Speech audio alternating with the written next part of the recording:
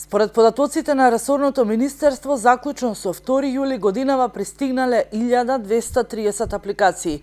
Годинава за оваа програма се одвоени 20 милиони динари, за кое може да аплицираат работници со ниски приходи, чии месечни примања во семејството не го надминуваат нето износот од 22.000 динари. Интересот на работниците со ниски приходи е навистина голем.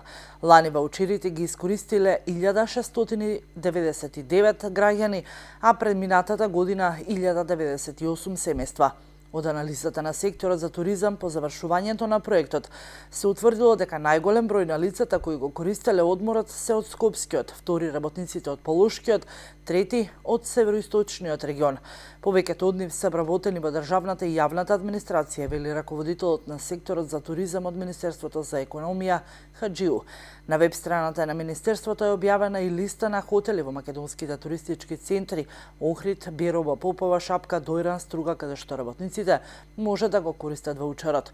Претходните 2 години најголем процент од работниците ги искористувале ваучерите во хотелите во Охрид, Попова, Шапка, Мамврово и Берово, а хотелите и капацитетите за сместување се од 1 до 5 категорија, а најголем дел од 2 категорија. Податоците на Државниот завод за статистика укажуваат дека има зголемување на бројот на домашни туристи. Бројот на домашните туристи во април 2019 година во износ на април 2018 е зголемен за 6,5%. За да аплицираат за ваучер, работниците треба да ги потполнат барањата кои може да се најдат на веб страната на Министерството и покрај основните податоци за барателот. Потребно е да се наведат и имињата на членовите на семејството и да се потпише изјавата. На веб страницата е најавено дека изјавата треба да се завери кај нотар. Јавниот повик ќе трае до 30 август годинава, а работниците ќе може да го користат годишниот одмор најдоцна до 30 ноември годинава.